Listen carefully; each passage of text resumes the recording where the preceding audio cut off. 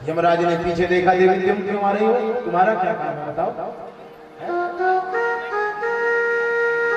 मेरा काम है सुख सुजीव को ले जाना, तुम्हारा तो कोई काम है नहीं। सावित्री ने कहा नहीं नहीं, मेरा काम है मेरे पति को वापस कर दो, मेरा यही काम है।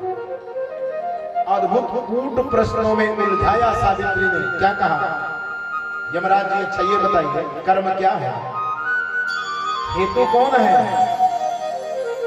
देही कौन है, देह कौन है, कर्ता कौन है, कराता कौन है, ज्ञान कौन है, बुद्धि क्या है, प्राण क्या है, इंद्रियां क्या है, भोग करने वाला कौन है, भोग कराने वाला कौन है, परमात्मा कौन है। अद्भुत प्रश्न किया। यमराज की वाणी बंद हो गई, इतने प्रश्न कर दिया, अद्भुत उत्तर नहीं दे पाई यमराज। धर्मराज बोले जो वेदों में प्रतिपादित है वही धर्म है और हमें अपने धर्म की रक्षा करना चाहिए। हमें निज धर्म पर चलना सिखाती रोज रामायण। देखिए फिर से रामायण का नाम आ गया। रामचरितमानस का पाठ करिए तो हमें नित्य प्रति वो सिखाएगी। हमें निज धर्म पर चलना सिखाती रोज रामायण। तो रामायण का पाठ करिए तब जाकर के वो शिक्षा मिलेगी। रामचरितमानस पढ़िए कि हमें कैसे रहना चाहिए, किसके साथ कैसा व्यवहार करना चाहिए, कैसा बर्ताव करना चाहिए, माता के साथ, पिता के साथ, पति के साथ, पत्नी के साथ, पुत्र के साथ कैसा व्यवहार करना चाहिए, ये रामचरितमानस पढ़ने से शिक्षा मिल जाएगी। बोलिए अम्बे माता की जय।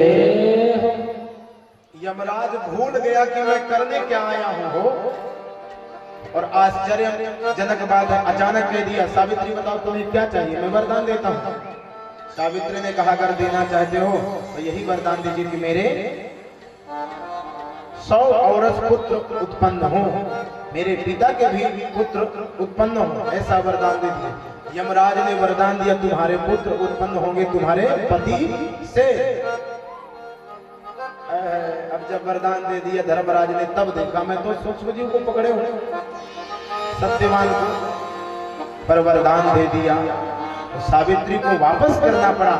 ऐसे देवियां होती थी, देवियों का पद बहुत ऊंचा है, माताओं का जो पद है वो बहुत ऊंचा है।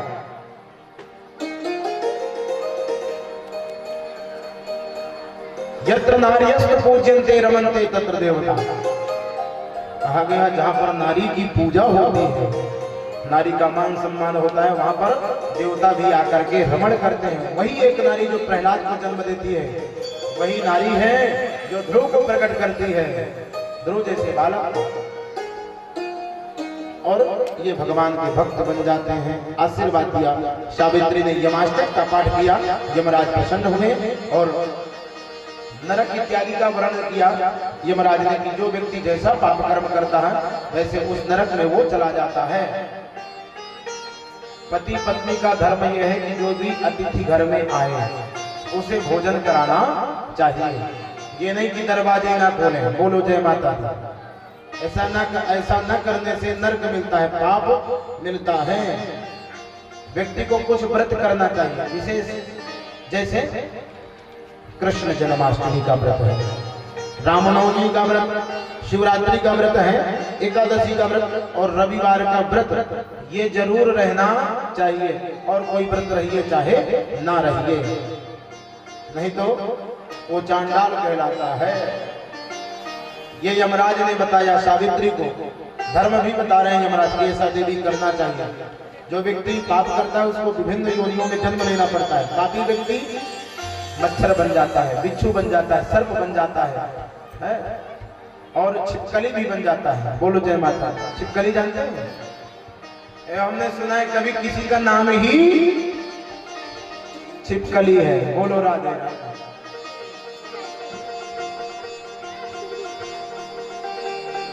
एक छिपकली थी, उसकी कीमत बहुत लग गई हो, मालूम है? एक व्यक्ति ने उसकी कीमत लगा दी 10,000, दूसरे व्यक्ति ने लगा दिया 1 लाख, तीसरे ने लगा दिया 10 लाख, चौथे ने 20 लाख। 5 महीने 25 लाख। मामला कोर्ट में पहुंच गया। जज साहब ने पूछा क्या मामला है? बोले इस छिपकली की कीमत बढ़ती ही जा रही है। क्यों? कारण क्या है? जज साहब से बताया। बोले इस छिपकली को देखने से पत्नी डर जाती है, इसलिए इसकी कीमत बढ़ रही है। जज साहब मौन हो गए। तो कीमत बढ़ती ही जाएगी, बढ़ाते रहो। जिसको देख करके पत्नी डर जाए,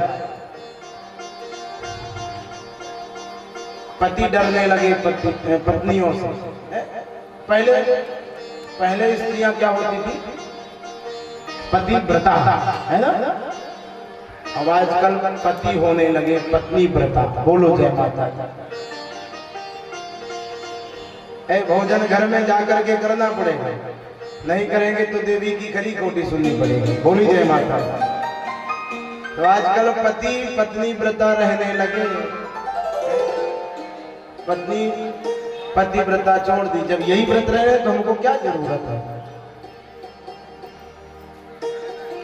आपस में बड़ा प्रेम था दोनों का, बस अतिथियों का सम्मान नहीं करते थे। एक सज्जन थे, पति और पत्नी, दंपति का जोड़ा। एक दिन संत जी पधारे, तो जो पति था वो सेवा कुछ किया। सेवा जब किया तो मन में भाव आया, अब रोज सेवा करने लगा। पत्नी को क्रोध आया, रोज ब्राह्मण आ जाते हैं, रोज संत आ जाते हैं, रोज सेवा करो, रोज पिलाओ पिलाओ। पत्नी ने सोचा कि मैं कैसे संतों को भगाऊं। तो पति देव उस दिन चले गए थे बाजार में फलाहारी सामान लेने के लिए। बोलो राधे राधे। फल लेने के लिए चले गए हैं, कुटू की दलिया वगैरह सब लेने के लिए चले गए। तो पत्नी केवल घर में बची, संतों की टोली पधारी। पत्नी ने स्वागत सत्कार किया, अंदर बैठाया। इतने में रोने लगी पत्नी। संतों ने पूछा देवी क्या बात है, क्यों रो रही हो? बोले महाराज मत पूछिए, आषाढ़ का महीना आ रहा है और मेरे पतिदेव चले गए हैं। मुझसे कहे गए हैं कि जब संत आए तो उनको रोक करके रखना, क्योंकि मेरा एक बैल मर गया है तो एक ही बचा है। बारी बारी से उन्हीं लोगों को सहयोग मिलूंगा और अपनी खेती जोतूंगा। बोलो जय माता दी। संत जब इतना सुने तो आधी जमीन तो खिसक गई। और जब वो महानुभाव आए पतिदेव, संतों ने देखा तो तुरंत धीरे धीरे निकलना प्रारंभ कर दिया, दौड़ लगा दिया। पति ने पूछा पत्नी से, देवी ये संत क्यों जा रहे हैं? खिलाए पिलाए नहीं? महाराज खिलाई तो हूँ, इतना खिलाए के लद गए हैं, पर अब मैं क्या करूं? वो हल मांग रहे थे। हल जानते हैं ना, खेतों में चलाने वाला। मैंने कहा ये हल हमारे काम आएगा, खेतों में जोतना पड़ेगा। क्रोधित हो गए, चले गए। अब उसके पति ने हल उठाया, कंधे में रखा, दौड़े। महाराज रुक जाइए। जब संतों ने हल देखा तो और दौड़ लगाई। लगता है ये जरूर हमको पकड़ के अपने खेतों में जितवाएगा हमसे। जो ही कहता रुकिए और दौड़ लगाता। कितनी चतुरता दिखाई पत्नी ने, पीछा छूट गया संतों से। बोलो देखो, ऐसे नहीं करना चाहिए। जो भी आए अतिथि बन करके उसे भोजन कराना चाहिए। यमराज ने बताया कि पुण्य की जो जड़ है वो पाताल में है।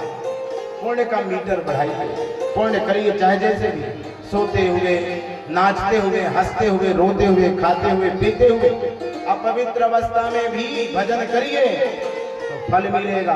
भगवान कहते हैं पुत्र बना लो, माँ बना लो, पिता बना लो, शत्रु बना लो, कुछ भी बना लो, पर मेरा नाम रटो तो मैं मिल जाऊंगा। भाव भाव अनख आलस हो, भाव भाव अनख आलस हो, भाव मंगल विश्वास हो,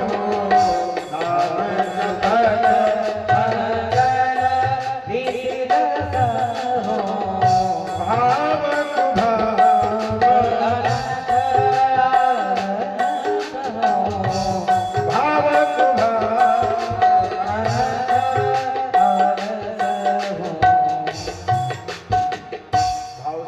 भाव से, अनक से, आलस्य से, तो भगवान कृपा करते हैं।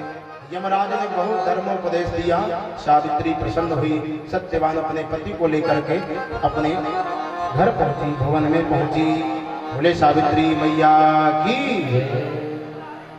ये पति क्यों लौट आया? क्योंकि इसके पिताजी ने, सावित्री के पिताजी ने गायत्री आराधन किया था। वो पुण्य जाकर के बेटी के यहाँ लग गया, तब जाकर के पति को मुक्त किया यमराज ने। ऐसी ऐसी सती हुई है। सती सुलोचना, मरा हुआ पति पड़ा था, कह दिया अगर मेरा सतीत्व है, मैंने जीवन में पर पुरुष पर नजर नहीं डाली या मन से नहीं देखा है, तो ये जो मरा हुआ मेरा पति पड़ा है अपने हाथ से लिख दे, वध किसने किया? तुरंत हाथ उठ गया मेघनाथ का, लक्ष्मण नाम लिख दिया। सतीत्व सावित्री सती रही। अहिल्या, द्रौपदी, तारा, कुंती, मंदोदरी था। इन सब का स्मरण करने मात्र से पाप नष्ट हो जाता है। भगवती लक्ष्मी पुनः प्रकट हुई। जो व्यक्ति लक्ष्मी का व्रत करता है, महालक्ष्मी का व्रत कल्याणकारी होता है। मंगल चंडिका का जो व्रत करता है वो भी कल्याणकारी होता है, और राधा की उपासना जो करता है वो भी कल्याणकारिणी है। इतना कह करके धर्मराज अपने धाम में चले गए। बोले धर्मराज की जय। सर्वप्रथम भगवती की पूजा किसने किया? जो लक्ष्मी है, महालक्ष्मी है।